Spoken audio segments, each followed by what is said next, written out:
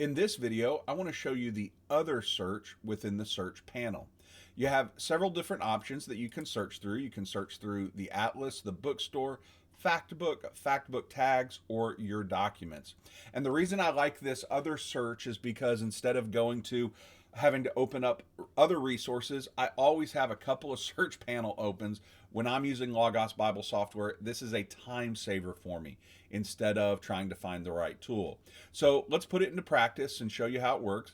For the Atlas, I'm going to type in Jerusalem, and I'm going to do place Jerusalem with the new simplified searching. They've gotten rid of curly brackets and angle brackets, and place Jerusalem, or you can just type in Jerusalem, wait for the results to populate, and then click on the one you want.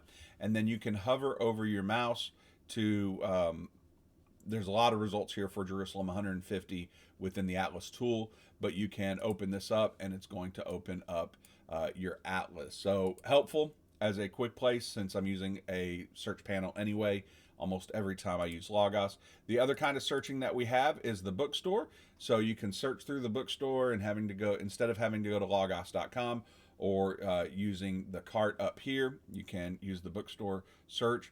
Factbook, I like this one because we can search any subject, and we're going to search the word baptism, and then Logos is going to give us all of the different fact book options. So systematic theology, preaching themes, religious concepts, people, senses. So this is a very helpful way for me to think through the fact book to just do a search. Again, this is a time saver for me when I am searching through a word. It brings a list like this. This is how I prefer to go through information. The next one is Factbook Tags, and this is one of the updates with Logos 10. I think they said 38 million AI generated Factbook tags. It's absolutely incredible.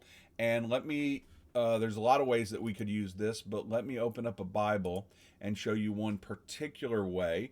I'm in Revelation 16:16, and we'll just use this word bowl. So I'm going to right click, open up the context menu, and I'm going to be on the lemma selection. I'm going to click text and do a right click. I'm going to wait for it to populate, and then I'm going to use the lemma search. So as you can see, it is lemma period G for Greek. So the simplified searching is lemma.g for Greek, colon, and then the Greek word. But you can always copy and paste from a Bible. And then these Factbook tags come and say, hey, these are the resources you have in your library that deal with that word, or have that word within that resource that they're dealing with that issue.